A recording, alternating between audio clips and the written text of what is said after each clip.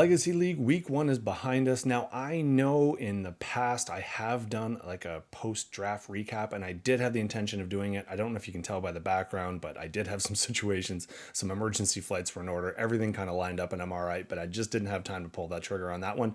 But I did for week 1. So I did want to take a look at how week 1 went and a little bit of jump into week 2. Also, as we start, as we did last year, a little bit about the NFL first. So let's get after it.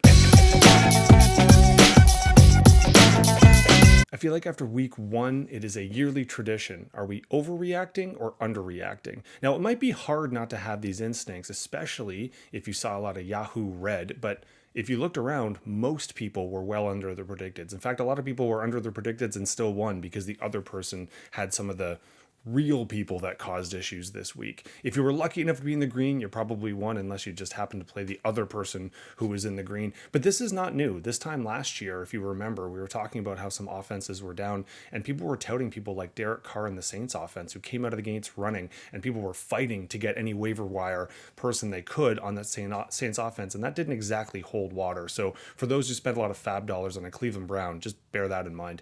Now, there are some things to obviously panic about. Worthy with the huge injury, and I think on Yahoo it was up to about 90 or just over 90% of people that had Worthy lost week 1, so I get why you're upset. But there are the AJ Browns. If you had any piece of Cincy's offense or Detroit's offense, you're probably wondering what exactly to do. But there were a number of people that I think are going to be strong later on that just fell north, or sorry, I should say south, of that Daniel Jones Mendoza line of week 1. So I don't know if that's really the point to kind of peak or valley on here, but what I do think is pretty epic, and just like a young adolescent male who maybe, if dates are still a thing, goes on a date, and I don't know, we're in that paradigm because I think after week 1 we may have peaked a little bit early. We might have had the game of the week, or the year I should say, on Sunday night. The Bills and Ravens, I'm assuming most people, if you like football, you either watched it or you're at least keeping tabs with it. Also too, because of fantasy, there's a lot of people up there that were putting up monster fantasy numbers, and it probably stands to reason that if you were in the Yahoo Green, you probably had a decent piece of this, or realistically one of the two quarterbacks. I think even within that game, we see over and under reactions. Calling this a meltdown just because Derrick Henry, who had an epic game, and I know I haven't played professional sports, so according to some people on ESPN, I shouldn't be commenting on this, but he had an amazing game. He just fumbled. And realistically, that's what that meltdown was, a fumble and a 3 and out. Mismanagement of clock, sure, but it's week 1. If we're going to talk about meltdowns, I mean, this isn't even the worst Ravens Bills meltdown that was the worst in the last few months. We don't can't forget that Andrews, failed catch there. I know last year seems like epic, way longer than we think ago, but do have a bit of a memory here. Anywho, it is just a unique one. I mean, it was a scoregami, 41-40. It was the first time, apparently, if you scored 40 points and you rushed for over 235 yards, you were 277-0, and that would be now 277-1. So we do have a lot to focus on there, but realistically, just as football fans, we might have watched the two best players going after it in hopefully what's a setup for something later on down the line. Now, it is pretty fun to talk about two teams that aren't the Chiefs and the AFC as being epic, but realistically, there was not that many other games that were really like, what was game number 2? I mean, I guess the Monday nighter having the comeback Minnesota Chicago was pretty fun, but it wasn't like a really well played game. And if you really want to get all millennial down on Caleb Williams and you read the Wickersham kind of series of articles, you know what I'm talking about. If not, I'll probably refer to those later. That was okay. I mean, it was a fun finish. Are we really looking at Jets Pittsburgh as game number 2 in terms of exciting finishes or well played games? Because I don't want to say that either. So really, it was just focusing on this one. I think that made me miss football, and hopefully that was the same for you if you got to watch it, especially if you had Lamar Jackson or Josh Allen. And Josh Allen owners were sweating until probably the end, but then they ended up being kind of the important key pieces to keep yourself in the game and to keep yourself from overreacting. How that's going to carry into week 2, I'm not really sure, but at least we've got a couple pillars down. We know it's some of the players already, and then we just got to see who bounces back in week 2 and who doesn't. I'm trying my best to make these segments a little bit shorter this year just for my own purposes, so let's see how I did. But more importantly, let's see how the league did in week 1 before we jump to week 2. In a week where most people are in the red and maybe 150 was going to win you a matchup for the most part, Rennie went above and beyond with a 175. Now, I don't expect this to be our high score for the year, but in a week like this, that's actually quite exceptional. If you take a look, though, he doesn't have as many people ringing the bell in the top 5 as you would think. Obviously, you want the Ravens and the Bills in this particular week, and he had the RB1, and it wasn't even really that close to the RB2 in this case.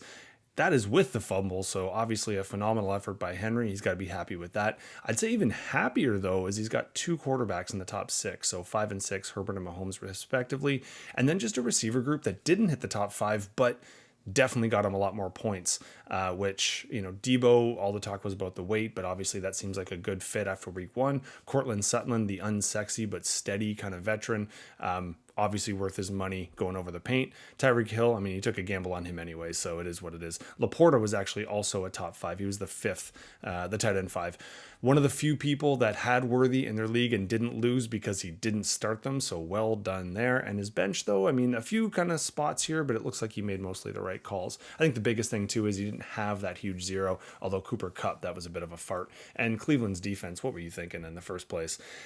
This was a week where Tim probably could have beaten most teams, but didn't quite. We'll get to that actually next matchup. Zay Flowers, like I said, you wanted the Ravens and you wanted the Bills. Zay was the wide receiver one, so phenomenal effort there for Tim. And no real massive downsides, which is a anomaly you're going to see going forward. That's actually quite unique. And Javonte Williams had to be an interesting kind of surplus there. He was actually, I think it was the running back 6, even though I usually only jot down the top 5. So tough go, Tim. You definitely, you're not going to be the worst done by. We'll get to that next matchup, but probably good enough to beat most people. Rennie, phenomenal start, buddy. You're top of the league. Like I kept alluding to, we have 2 rookies to the league this year because we have kind of a changing the guard. The double J here and Josh and Jason, 3rd overall in terms of top scores, and yet you've placed one of the top 2. So that's why you are the highest rated of the teams who lost. Now, this is a league that has a history of being somewhat close, so points scored actually do matter, not as much as a win, but hey, trying to look on the bright side. Jeff came out of the gate strong, and actually crazy enough, of his 4 wide receivers, and if we look down on his bench here quick, his wide receivers went off. Coleman was the wide receiver 2. Puka Nacua was the wide receiver 3. JSN, not one of the top 5, but certainly in the top 10. The one downside, is Chase. Weirdly enough, didn't expect that one. In general, though, the rest of your team, I mean, Denver was the only, it was the defense one, and it was the only of the top 5 defense that anyone even had in their league. Indy, Jacksonville, Tennessee, and Chicago were not taken by anybody. And by far one of the best scoring, even if you look at the differential there. And giving everyone Penix envy, obviously, as a second quarterback, about as good as you get until you look at the other side here. Daniel Jones, massive for you guys. One of the reasons why you did exceed, he was the quarterback 3.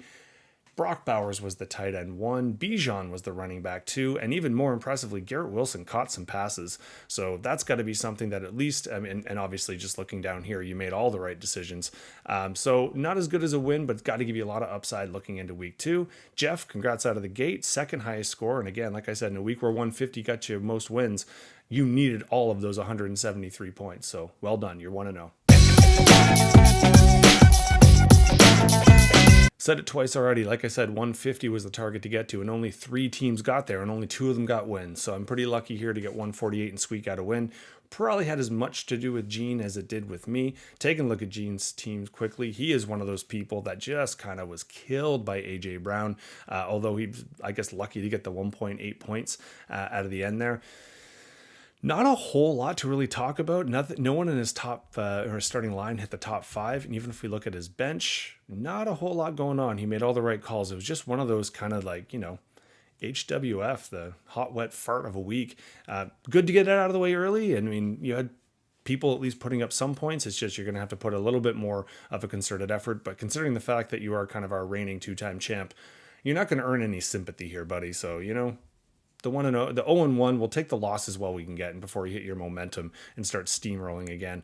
For my side, didn't have a whole lot of people that went crazy. I mean, Tyler Warren was a great, rookie tight end. He was the tight end 3 on the week. CMC, I'm taking a lot of risks here, and obviously he went from, I don't know if he's going to play anymore, to he was our running back 3, and I think this is the roller coaster I'm facing with McCaffrey. I don't expect any easy nights on that one.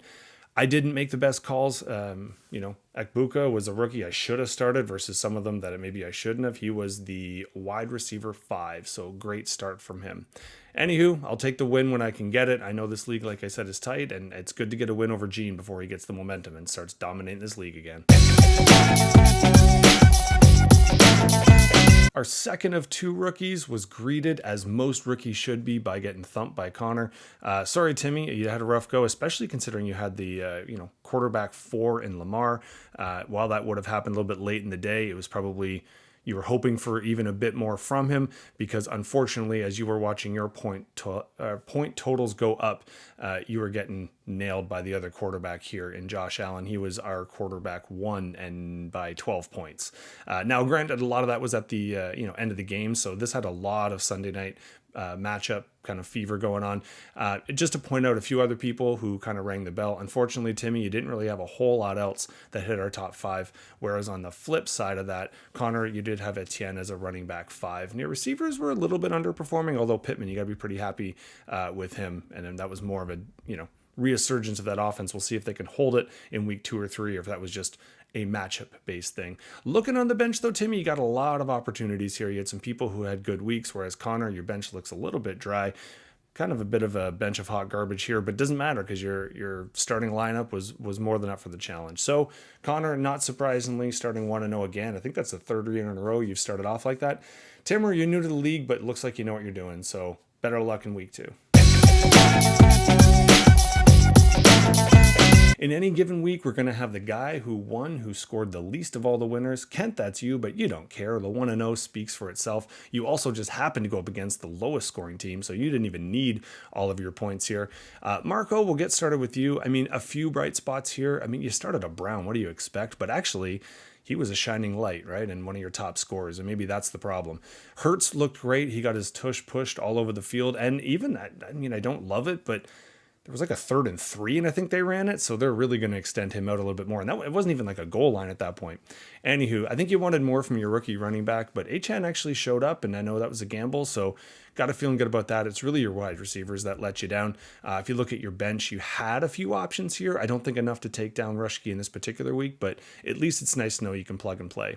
Kent, you got to be pumped, buddy, because your 2 boys, Fields was actually the quarterback 2. So even though he was on your bench, the fact that you got the win and he did well probably makes you feel all warm and fuzzy inside. And then Caleb Williams, aside from the fact he's getting kind of railed by some of the, leadership issues and maybe even the fact that they didn't win issue, if he's going to be a fantasy darling, I don't think you'd mind because your one quarterback you thought was going to go off had his rough week. And like I said, I think we all know that that's probably something that he will rectify, or that would be a crazy story for the year. You got to be feeling happy with your running back situation. Cook was the running back 4, and Breece Hall actually did something, so that's a bonus for you. Kelsey was just outside of the top 5. I think he was our tight end 6. I don't always write those down, but I know in other leagues, because we have a slightly different scoring thing, he did crack the top 5 in others. So a win's a win, Kent. Congrats. It doesn't matter that you were the lowest on that point. The 1-0 will carry you through. Marco, that was your kind of rough start. We'll get it out of the way. You'll rebound for week 2. It's week 1. I don't need to show you the tables now. If you got to win, you got to win. If you didn't, you didn't. That's all we need really to know about. But I do want to look onto week 2. So it looks like I'm up against Rennie. That could be tough considering his roster. I think here, let's not dwell on the plus minus. It's just like actually NFL week 2. There's only so much you can really tell from first week matchups. It could be a good matchup in terms of you played someone who didn't go off, or in terms of the J&J combo there, you could have just gone against the worst possible person, or one of the only 2 worst possible people. So I'm not going to spend too much time fixating on this, but this is post pickups, right? So this is accounting for some of the free agency and some of the injury prevention. We do know if you had a 49er knock on table, and one of the only 49ers currently that's not hurt, which I'm sure I've just jinxed myself and he'll be hurt week 2. Some people are going to be dealing with those issues. So best of luck staying healthy, because the running backs were weirdly healthy this week and that just can't last. For some of us, week 1 was something to celebrate. For others, we just want to forget it, move on to week 2. Luckily, that's just upon us. So by the time you watch this, you may or may not have already known the scores of Thursday, because this is going to come pretty close to the bell. So here's hoping for the rest of us that the injuries stay low, especially in the running back capacity. The points maybe go up a little bit, although last year it did take a couple weeks for us to always consistently be a bit higher. But either way, who knows? If you manage to get out of week one with a win, congrats. If not, don't worry, it's just 1 week, or at least that's what we tell ourselves. Best of luck in week 2, gang.